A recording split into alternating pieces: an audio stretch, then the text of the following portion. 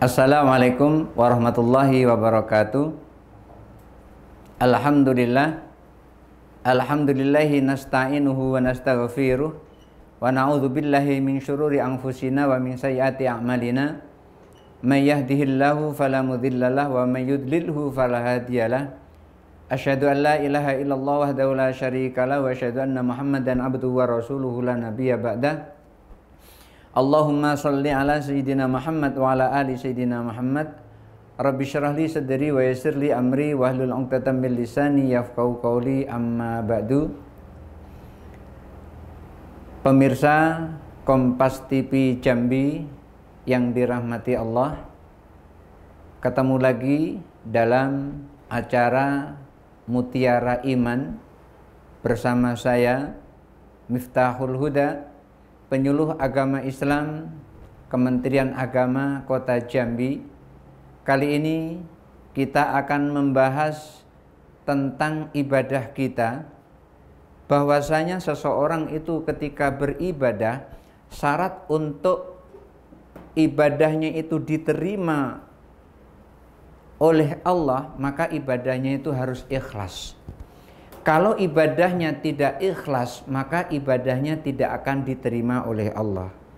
Imam As-Samarkandi menyebutkan di dalam Syarah Arba'in Nawawi yang dikutip oleh Imam An-Nawawi, Abu Zakaria Yahya bin Syaraf, beliau menyampaikan, ma fu'ila lillahi kubila wa ma fu'ila linnasi rudda. Apapun yang dilakukan karena Allah yang melakukannya, maka yang dilakukan itu akan diterima oleh Allah. Dan apapun yang dilakukan tujuannya adalah untuk manusia, supaya dipuji manusia, supaya dikatakan wah oleh manusia, supaya disanjung oleh manusia, maka yang dilakukan itu akan ditolak oleh Allah. Maka ibadah itu harus ikhlas. Maka kemarin telah disampaikan, seseorang itu beribadah ketika dia ikhlas, maka akan masuk pada salah satu di antara 3 golongan atau 3 tingkatan. Yang pertama, ibadatul tujar, ibadahnya pedagang. Yang kedua, ibadatul abid, ibadahnya seorang hamba. Dan yang ketiga, ibadatul ahrar. Urutan-urutan ini kalau dilihat dari tingkatannya adalah pertama ibadatul abid, yang kedua ibadatul tujar, dan yang ketiga ibadatul ahrar. Ibadatul abid ibadahnya seorang hamba, ibadatul tujar ibadahnya seorang pedagang, ibadatul ahrar ibadahnya orang yang merdeka. 3 ini tidak akan bisa diperoleh kecuali dia ikhlas.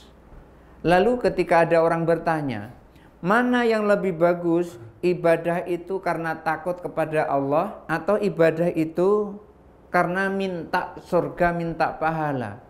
Ibadah karena takut apa ibadah karena minta-minta? Kira-kira gitu. Mana yang lebih bagus nih?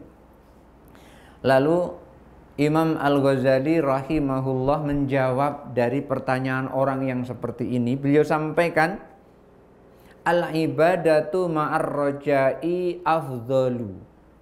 Orang yang beribadah dan ibadahnya itu disertai dengan pengharapan, maka ibadah yang disertai dengan pengharapan itu lebih utama daripada ibadah karena takut kepada Allah. Jadi kita kalau bisa ibadah kita jangan karena takut kepada Allah, ditingkatkan ibadah karena punya harapan kepada Allah.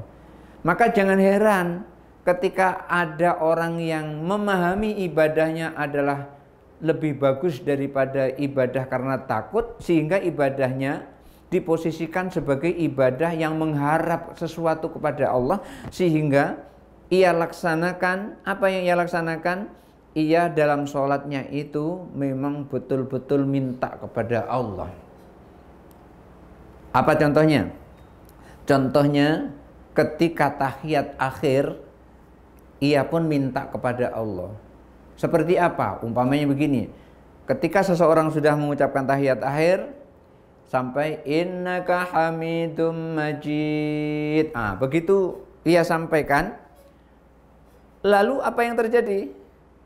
Setelah itu ia berdoa, Allahumma inni a'udzubika min adzabil qabri wa min adzabin nar wa min fitnatil mahyaya wa mamati wa min fitnati masihid dajjal. Sebelum salam dia berdoa seperti itu.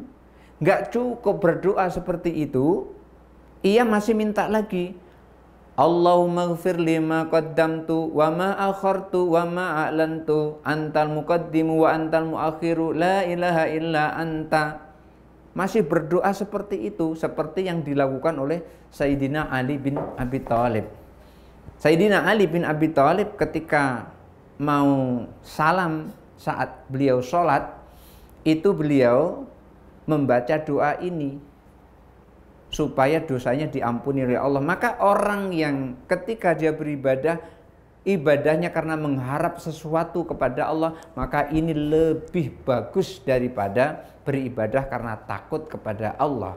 Oleh karena itu kita tingkatkan sedikit. Yang awal-awal nggak apa-apa. Awal-awal seperti kita ngajari anak kita, sholat nak, kalau nggak sholat masuk dalam neraka. Akhirnya takut dia terhadap neraka, terus dia melakukan sholat. Awal mulanya begitu, takut awal mulanya. Kalau nggak sholat masuk neraka, kalau nggak puasa masuk neraka. Awal mulanya begitu. Nanti setelah ia nikmati ibadah itu, oh ternyata nikmat ibadah ini, tenang hati, tenang pikiran, karena banyak melakukan sholat. Sampai-sampai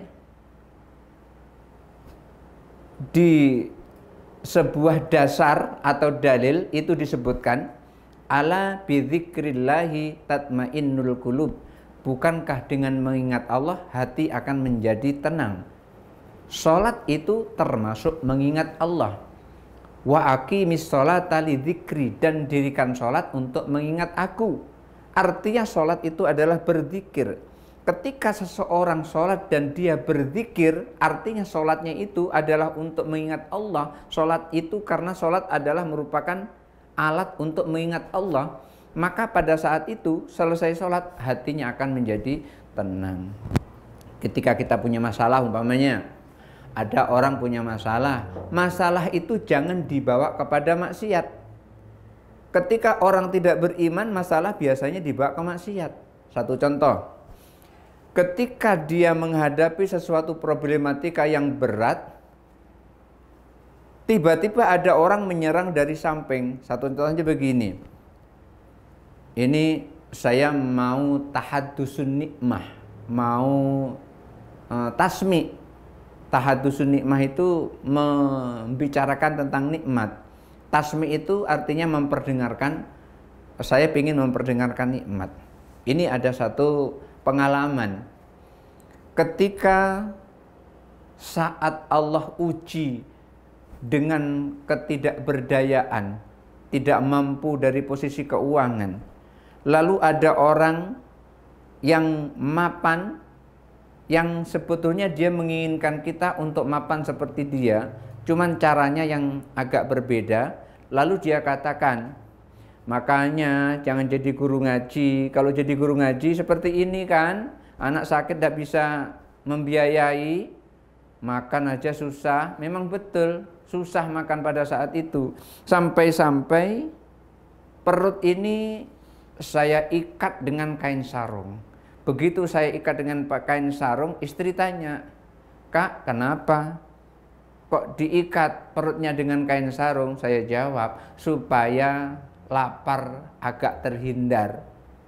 Dengan dikebat kain sarung, maka rasa lapar bisa agak berkurang.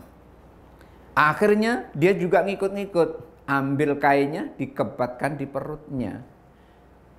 Memang betul susah, tetapi karena dari lemparan Allah, orang tadi menyampaikan seperti, makanya jangan jadi guru ngaji.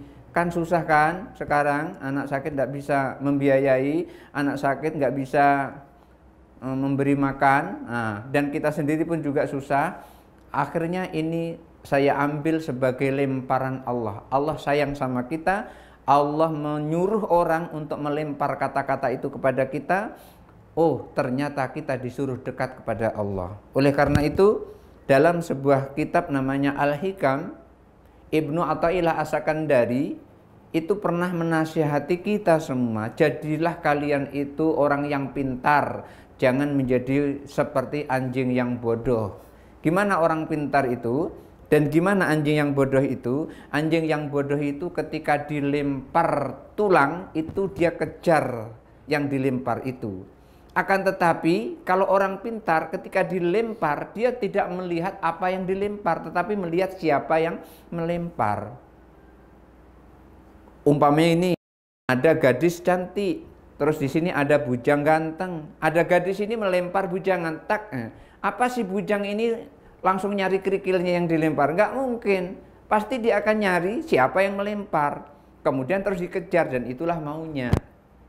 Allah juga begitu, ketika sayang sama kita, dibuat lemparan. Begitu lemparan kesulitan itu masuk kepada kita, baru sadar, oh iya Allah melempar. Akhirnya kita mendekatkan diri kepada Allah. Maka pada saat itu saya sholat hajat di rumah sakit Palembang, rumah sakit umum, rumah sakit Dr. Sutomo di Palembang.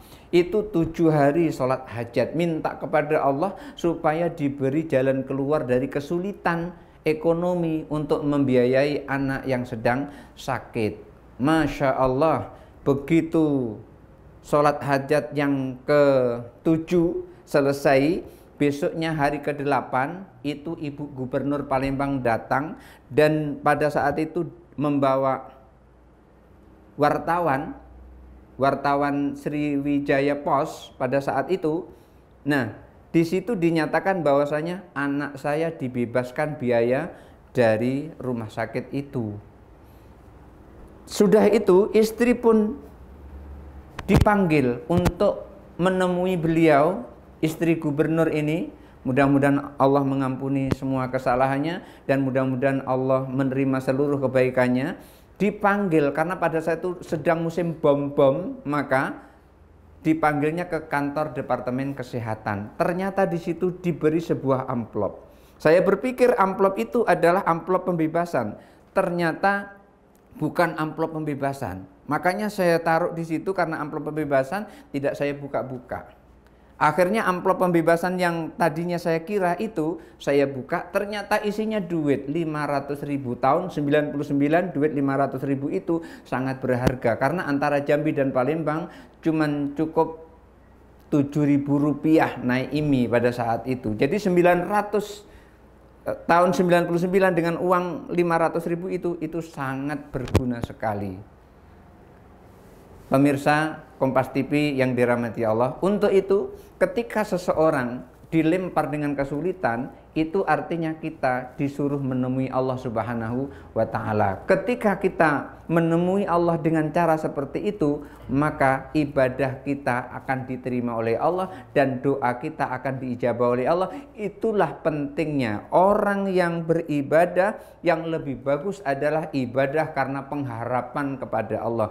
Karena ar-raja'u yurisul mahabbah.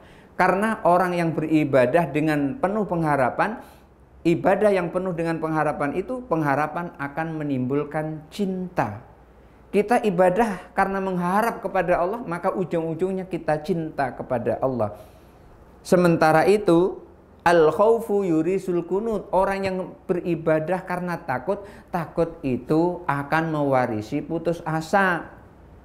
Ciri-ciri orang putus asa itu adalah sedikit-sedikit sakit, sedikit-sedikit sakit, sedikit-sedikit sakit.